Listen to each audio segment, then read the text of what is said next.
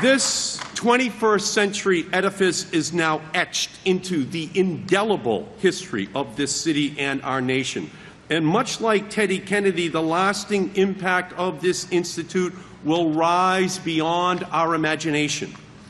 As a boy sitting on the floor in my living room, I watched on television as John F. Kennedy accepted the nomination for President of the United States. That moment opened up the windows of the world for me and for every young boy and girl in the United States.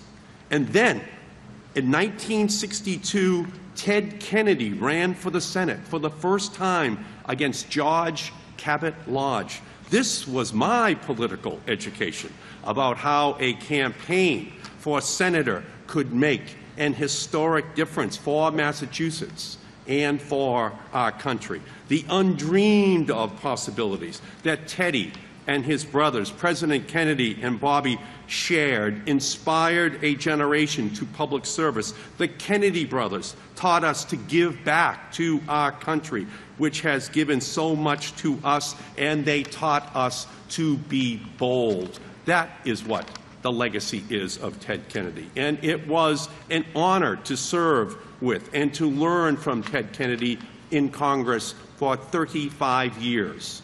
Teddy's compassion was unmatched, his mentorship without peer, his dedication to justice unsurpassed, his ability to work across the aisle, the best of any member of the United States Congress. And this institute, a hub of history, will take Teddy's personal touch and add the power of technology. It will showcase how effective public policies have fueled groundbreaking discoveries and progress across all fields. It will spread dreams across towns and nations, building bridges of understanding. It will demonstrate how leadership, teamwork, negotiation, and compromise are all essential ingredients of moving our country forward.